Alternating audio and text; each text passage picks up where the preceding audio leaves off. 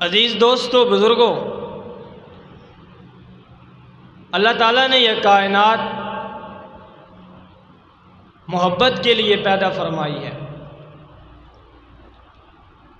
جس دن اس کائنات سے اللہ تعالیٰ کے ساتھ لوگوں کی محبت اور نسبت ختم ہو جائے گی، رب العالمین اس کائنات کو ختم فرمائیں گے۔ اللہ کی محبت کیا ہے؟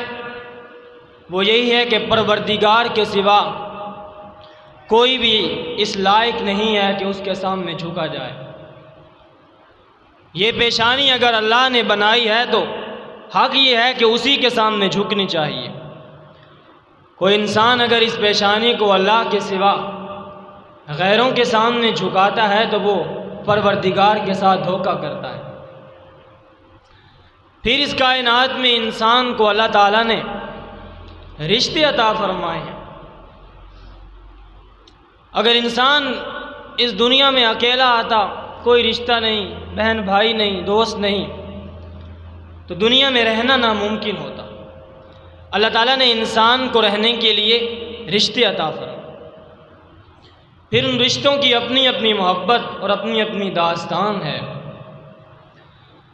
عزیز دوستو، دل لگی بات یہ ہے اور حقیقت کے قریب بات یہ ہے کہ انسان کے ساتھ محبت کے دعوے کرنے والے بہت سے رشتے ہیں، لیکن جو انسان کے ساتھ بے لوث محبت کرتے ہیں اور بے مقصد محبت کرتے ہیں، وہ صرف 3 رشتے ہیں۔ یہ 3 رشتے انسان کے ساتھ بے مقصد اور بے لوث محبت کرتے ہیں۔ بس یہی 3 رشتے میں نے ذکر کرنے آپ کے سامنے۔ سب سے پہلا جو انسان کا رشتہ جو انسان کے ساتھ بے لوث محبت کرتا ہے، وہ اللہ رب العالمین کا رشتہ ہے۔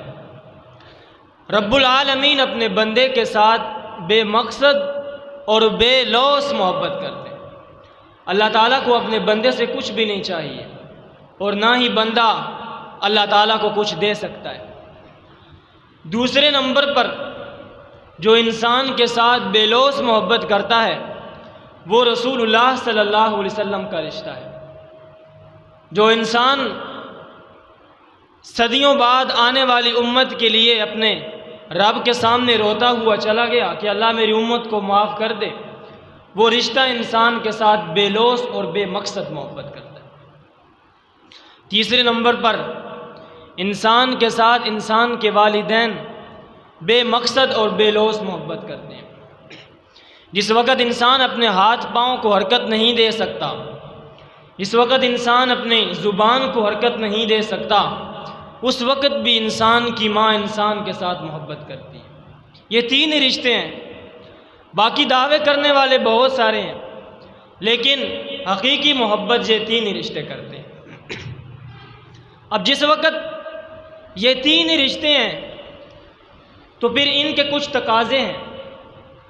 اب اللہ تعالیٰ اگر انسان کے ساتھ محبت فرماتے ہیں اور بغیر انسان کی چاہت کے اللہ نے انسان کو پیدا کیا ہے، تو پھر انسان کے بھی کچھ تقاضے ہیں جن کو قرآن مجید میں اللہ تعالیٰ نے ذکر فرمایا ہے۔